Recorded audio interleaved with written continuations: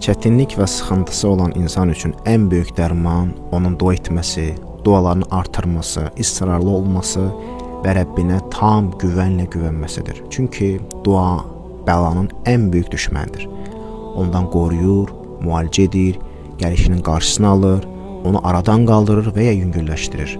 Buna görə də Peyğəmbərimiz sallallahu aleyhi və səlləm duanı silah adlandırmışdır. Çünki silah insanı düşməndən qoruyur.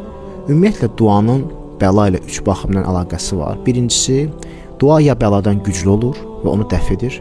İkincisi, dua bəladan daha zəif olur və buna görə də onun qarşısında aciz qalır. Nəticədə də qul həmin bəlaya düçar olmuş olur. Lakin zəif olmasına baxmayaraq bəzən onu yüngülləşdirə də bilər.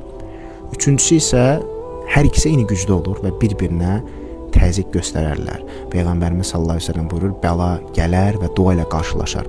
Beləcə qiyamətə qədər savaşarlar. Yəni aralarında savaş gedər öz güc nisbətlərinə görə. Və Peyğəmbərimiz sallallahu əleyhi və səlləm məhz buna görə duada israrlı olanları Allahın sevdiyini bildirir. Həmçinin duada aciz göstərməməyə çağırır. Çünki deyir, dua ilə heç kim məhv olmaz.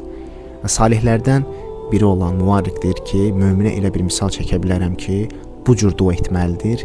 Yəni sanki dənizin ortasına bir taxta parçasına yapışır, ey Rəbbim, ey Rəbbim deyə dua edir. Bax, beləsinin duasını Allah Taala qəbul edər, onu qoruyar.